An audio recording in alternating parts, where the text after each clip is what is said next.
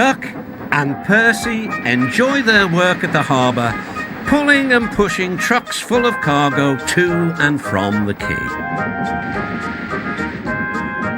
But one morning, the engines were exhausted. The harbour was busier than ever.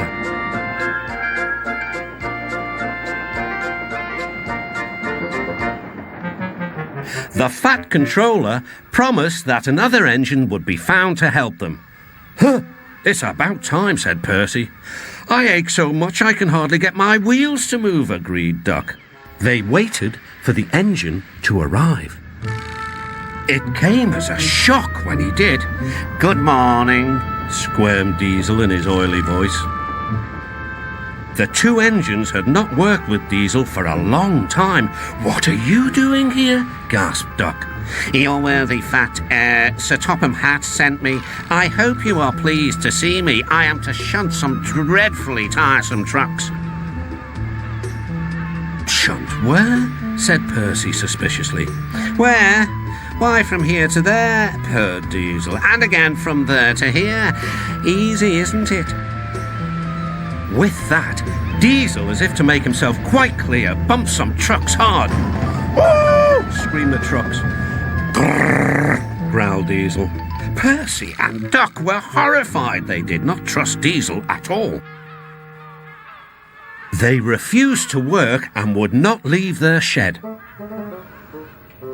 The Fat Controller was enjoying his tea and ice bun when the telephone rang. "So there's trouble in the harbour yard? I'll be there right away." Diesel was working loudly and alone. Cargo lay on the quay. Ships and passengers were delayed. Everyone was complaining about the Fat Controller's railway. Percy and Duck were sulking in their shed. "What's all this?" demanded the Fat Controller. We're on strike, sir," said Percy. "Yes," added Duck. "Beg pardon, sir, but we won't work with Diesel, sir."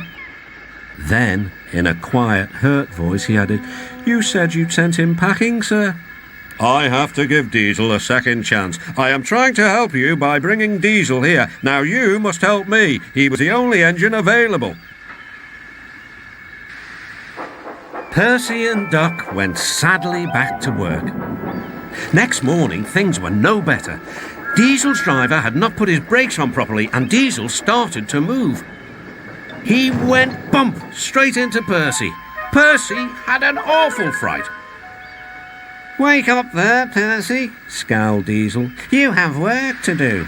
He didn't even say he was sorry to Percy. Later, Diesel bumped the truck so hard that the loads went everywhere.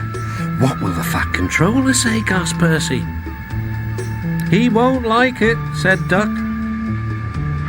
"So who's going to tell him, I wonder?" said Diesel. "Two little goody-goody telltales like you, I suppose."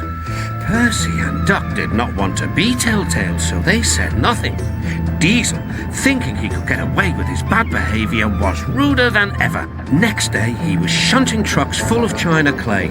He banged the trucks hard into the buffers, but the buffers weren't secure. The silly trucks were sunk.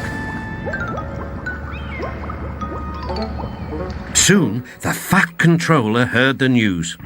The trucks were hoisted safely from the sea, but the clay was lost. The Fat Controller spoke severely to Diesel. "Things worked much better here before you arrived. I shall not be inviting you back.